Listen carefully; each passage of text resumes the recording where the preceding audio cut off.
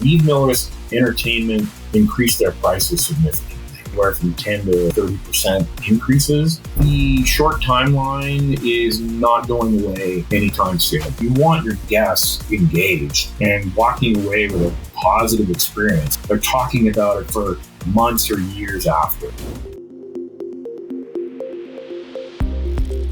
Welcome to another episode of Production Value Matters, the Business Events Podcast. I'm your host, Matthew Byrne, CSEP, and today's guest is Pat McGannon, the founder and driving force behind PM GIGS, a Calgary-based entertainment and production agency with a deep roster of live talent and a commitment to client excellence. Pat brings a unique blend of perspectives to the business of events. As a seasoned performer with Dueling Piano Kings, he knows what it takes to captivate a room. As a business leader, he understands the behind-the-scenes work that makes it all possible, from talent coordination to tight proposal deadlines to align with event producers. Whether he's on stage, behind the booking sheet, Pat is focused on delivering entertainment that doesn't just fill time, but enhances the flow, feel, and production value of an entire event. So, Pat, welcome to the show. Thank you for joining me.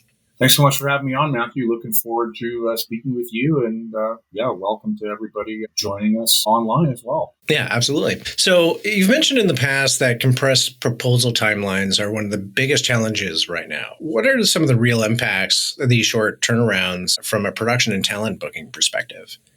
Well, obviously, the big one, and I know everybody feels this, is you're dropping everything else that you're doing to accommodate that deadline. Mm-hmm. So, we always want to help our clients. I think, we're in this business to do that. That's what we are, if you're in the event business, I feel you're born to do that. You want to help. Want to make things as easy as possible for your clients, but the impacts that we're feeling with these short deadlines is that having to drop everything that we're doing to try and find that talent, and also finding the right talent, because we're not giving our customers anybody. We are proposing and recommending talent that we have vetted, that we know is going to be right for a corporate conference social environment. They're going to, not only are they good at what they do, but they also have the right behaviors. They're easy to work with. They're professional, and they are just going to deliver a great, seamless performance for our clients. So that's really what we are finding with it, is just availability of talent and just our company resources. I have found, I have the biggest team now that I've ever had, and I'm in year 25, and we have 6 employees, and I have never had 6 employees. And so I have had to adjust my size of my team to handle these last minute things that come in. And when I say last minute, I don't know how that feels with everybody else's world, but last minute to me is under 30 days. So how do you handle those requests that come in so fast without sort of sacrificing the quality of entertainment or the overall event experience? I mean, to take your point, you get sort of 30 days to book U2 for the big sales meeting, how are you avoiding just sort of saying, sure, here's a price and I'll figure it out later? Part of your process in that sort of short timeline still needs to focus on the level of entertainment and the experience. So we have really been conscious about expanding our talent roster, actually. So we, in the past about 4 or 5 months, have qualified quite a lot more talent than we used to have about a year ago, just to handle the availability side of things, because we're finding that our roster was not big enough to handle these types of things, because people are booked. They're already booked with other clients, or they're booked into other events, or they're on vacations, or whatever it is, and they just can't take the work, or they can't fit it into their calendar. So we've had to increase the size of our roster very substantially just to handle these last minute things that are coming in, which has been great for our music community and our entertainment community, because we are working with people that we haven't worked with before that are seeing business from us, which that part has been good for our local community because we focus a lot on local entertainment and local talent and really try to keep those people employed or employ them first. Mm-hmm. So if there was one part of the proposal process you could improve sort of industry-wide, what would it be? I mean, I know a lot of people would like to get the three quote thing. And this is not just in the public sector or if you're working with a city or a government, but I do know several of our customers who maybe we work with on one-offs will get 3 quotes. And we would like to know up front if that is the situation. And we don't need to necessarily know who we're potentially bidding against, but just knowing that we're going to be scrutinized among other potential proposals is always helpful to know going into it. Yeah, we just like to know, because how we're going to propose and how we're going to pitch is going to be maybe a little bit different than if we knew we were just maybe the only ones who were working on it, So, as a side question to that, do you think that process, like certainly on the government and sort of highly regulated end of the market, it's a mandated necessity, but then that's also adopted by sort of the corporate and private market. And do you think that process actually adds anything to the RFP process when red shirt company A is adopting such a strict mandate? As we all know, because of how we all operate in the world of events, is that I know none of us like to be evaluated solely on price. Because price is just really one component of what actually happens at the event, but also leading up. All that communication and, engaging our mutual expertise on making sure that the event's going to be great, that all the safety things and the safety aspects are realized. That's really the side of it for us, is that events are not just about how much does it cost to hire a band.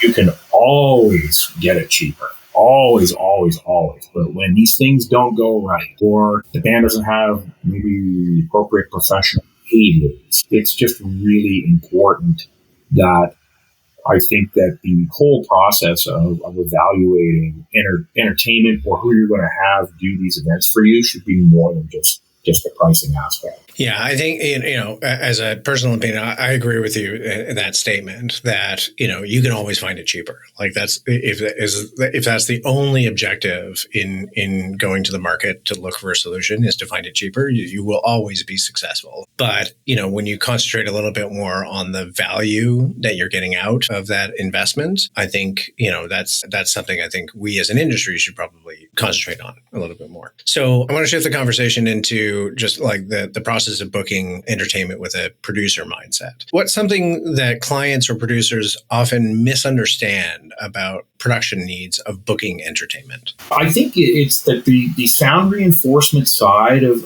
things is often not really thought about. If you're, like a corporate client, many of our corporate clients, these people are not event people. They don't work a lot of events, or, they're executive assistants that have been in charge now of putting together the holiday party, for 400 people. I think that side of it is, how are people going to, hear the band, hear the entertainment? Are speeches needed to be done by your CEO? How is that going to be handled? I can't hear the speech. We've heard that so many times. Or microphone gets turned on and there comes that excruciating feedback through these house PA systems. And I think that is a real big part of it. And also a lot of our bands, a lot of our entertainment provide their own sound, because a lot of our clients don't have necessarily the budget to employ or engage an outside sound company, a production company, or an in-house sound and production company. So the expectation is they're bringing their own systems. And many times our entertainment try to get turned into audiovisual people. Can you plug in this mic? And I need a wireless mic. Oh, by the way, I have this entertainment that needs to plug in an acoustic guitar. And that gets frustrating. because our bands and our entertainers are there to do a job. I think oftentimes it's like that the sound reinforcement side is not really thought about, because it's just like, well, this is easy. Anybody can do it until you have to do it yourself. Yeah, for sure. So when you're sourcing that kind of and suggesting talent, like what are the biggest factors that you ask a client to consider, like AV staging or transitions? Are you integrating into a plan that, might have a CEO talking on stage for about 45 minutes, and then now there's supposed to be an entertainment piece? Do you find that there's a challenge in trying to communicate the transitional needs to clients and understanding like it's not just snap your fingers and there's a 5-piece band on stage? Yeah, very, very much so. And we're asking a lot of questions up front, even prior to our proposal stage. Things like, the obvious, how many people are going to be at this event?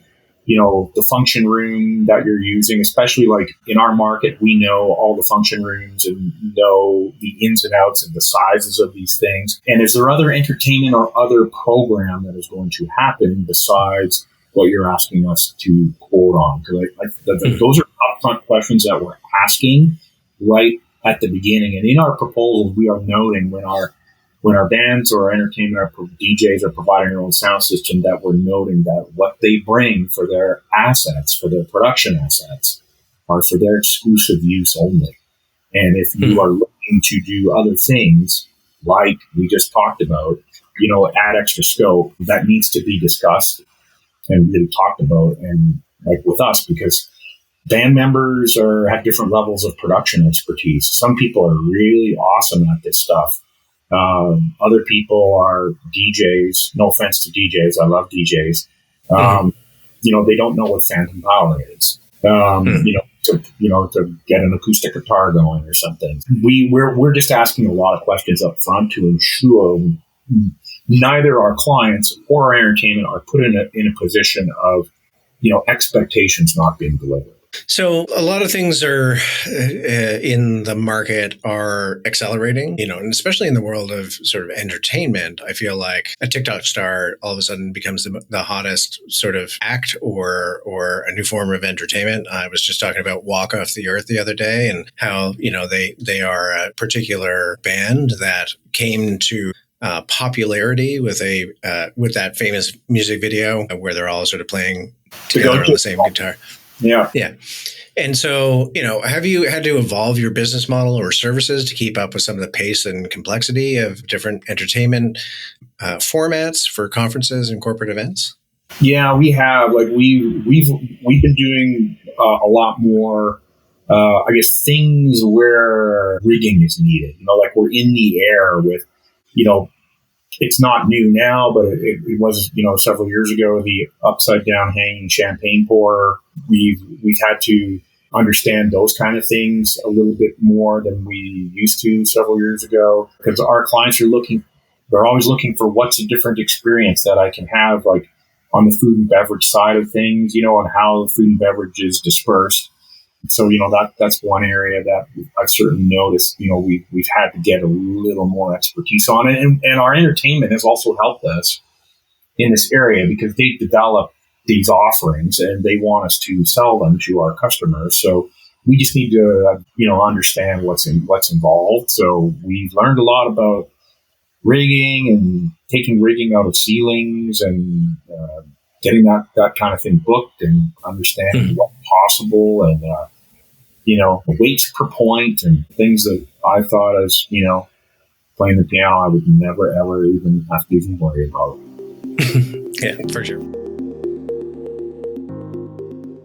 Planning a multi-day event or conference? Then you know how chaotic managing show content can get. Version issues, last-minute changes, and the post-show scramble to send out IMAG recordings. ShowSync is built to fix that. It's your central hub for managing presentations, media, and video recordings across your event, without the mess of cloud folders or lost file links. With ShowSync, your show content stays organized, your crew stays in sync, and your post-show video files are delivered faster and cheaper, so you can move on to the next big thing without chasing down drives. Learn more at showsync.ca, because your content should work as hard as you do. Enjoying the show? Don't miss a single episode. Follow Production Value Matters wherever you get your podcasts. And for bonus content, tools, and event insights, head over to productionvaluematters.com and subscribe. Stay sharp, stay inspired. Production Value Matters.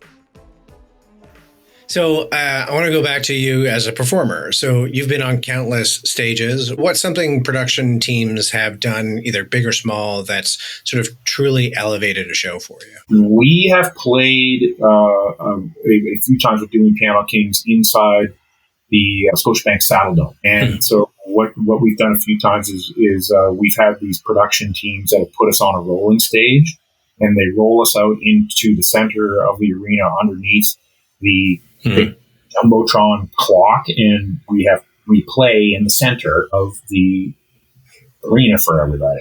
The other thing that we've done is I developed a song request app where it's a QR code that people can scan on their smartphones, and we for the first time, actually just last December, or maybe even a couple years ago now, is we used this at one of the Calgary Roughnecks lacrosse games where the fans could send us song requests, and we built the set list like 5 minutes before we went on. That's great.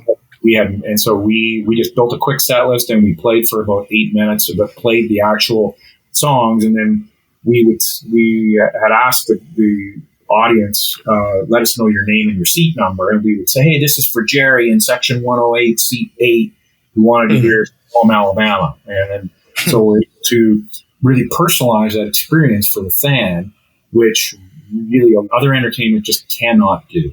So that's been a great part from our production teams, is getting those things displayed on the Jumbotron and helping us do those things that create a unique experience for the fan. Yeah, absolutely. And so do you think there's a gap between what performers expect at these kind of events and what production teams tend to deliver? And further to that, how do you bridge that gap with your team? Yeah, I mean, we're really asking our entertainers to provide very detailed technical riders, stage plots, input lists, all the things that are going to help our sound teams, our lighting teams, our staging teams understand what they need to deliver ahead of time.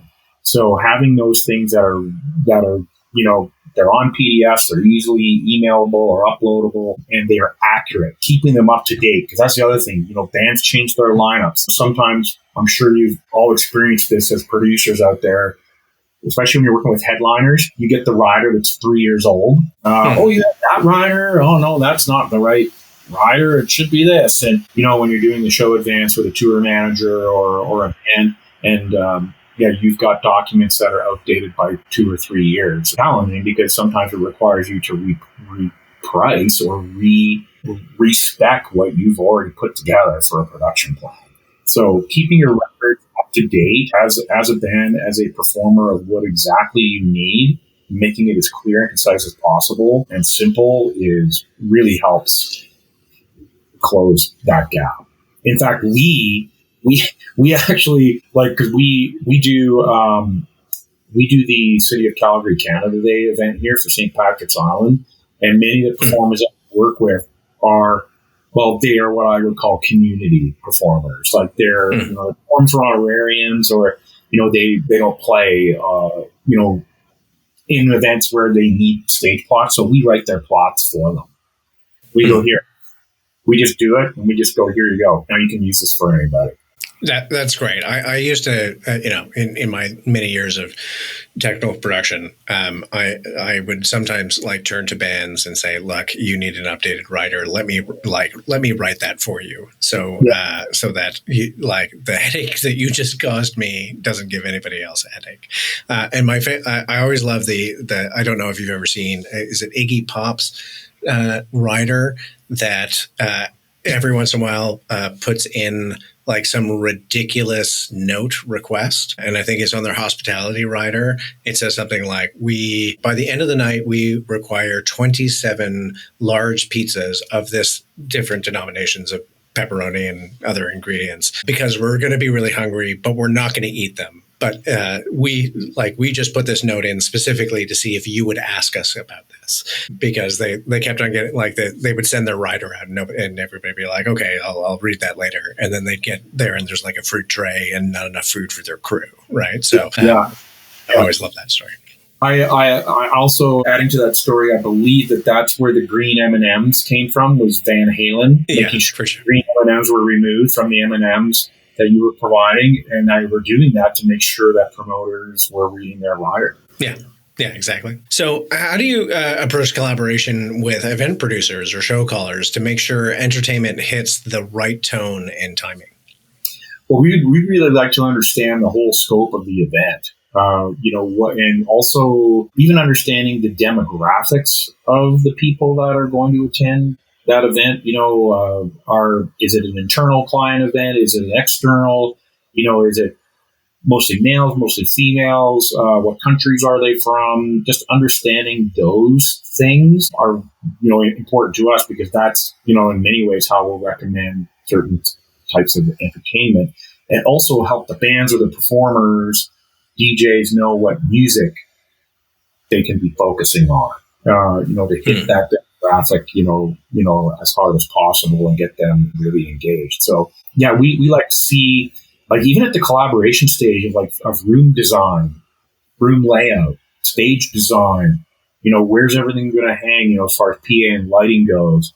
Like sometimes when we see those things, what type of furniture are you going to use? Are you soft seats? Are you, very few, hardly any seats at all at the back, or things of that nature really help us, I guess, recommend the entertainment that is appropriate for the room, for the layout, for the vibe of the event. And so have you ever had to push back creatively to protect the flow of an event? And how do you do that while still being sort of a collaborative partner?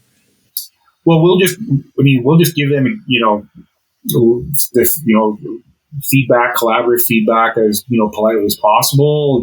This is where we anticipate where you may have an issue in your show. There could be a problem with this, there could be a problem with that. Like I have many, like with our Dueling Piano shows, people who really want to chop up our sets. And I am a big fan of, I don't like taking breaks. Like I just feel that when you got the momentum going, to restart that again is really difficult to do. So, for example, with our shows, we like to do a 90-minute and a 60 is what we like to do. And we find that format works very, very well because the people who don't want to stay the whole night or they've had enough can go after that first 90, and the last 60 are the people who are into it and want to stick around. So we just try to, tell our customers, in our experience, this is the best way to present this particular show with this particular band or this particular talent, and just try to make them understand that, this is what we feel is the best way to ensure that your guests are engaged. Because really for us, for all of us with our entertainment, is you want your guests engaged and walking away with a positive experience and, smiles on faces, and they're talking about it for months or years after. Right. So looking ahead, do you think that there are any trends or new expectations around entertainment that you think planning teams and producers should be preparing for? I feel that the short timeline is not going away anytime soon. I keep thinking, hey, this is going to probably stop next year, and it never ever does. And really, this has been going on since we came back from COVID. We're going into almost 4 straight years of 30 days or less notice. I don't see it stopping. That part I don't see ending anytime soon. And I'm not sure where this is coming from. If this is I don't want to book my entertainment too far out in advance because something could happen and I'm going to be on the hook for the deposit or the whole balance, or is this a situation where budgets are not getting approved by end clients? I don't know where. I really don't have a solid handle on where this is coming from. Yeah, I mean, we've certainly seen the trend over the last, I say trend because, after, as you mentioned, 4 years, is it a trend or is it reality?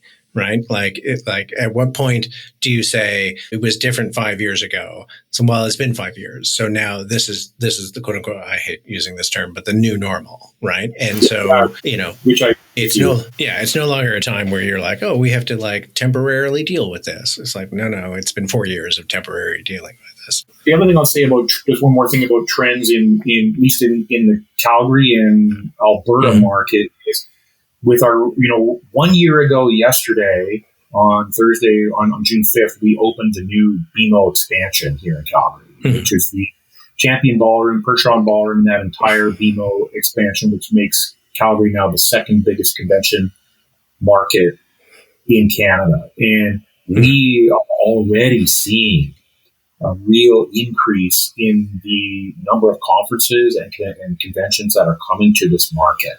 And I see that is going to just keep on going, because there was an announcement that they're going to build a new hotel on Stampede Park as well. And also we have a new hockey arena coming here, opening in 2027, and a whole entertainment district down at Stampede Park. And I feel that those buildings and those expansions are really, I think they're attracting a lot of business to our city.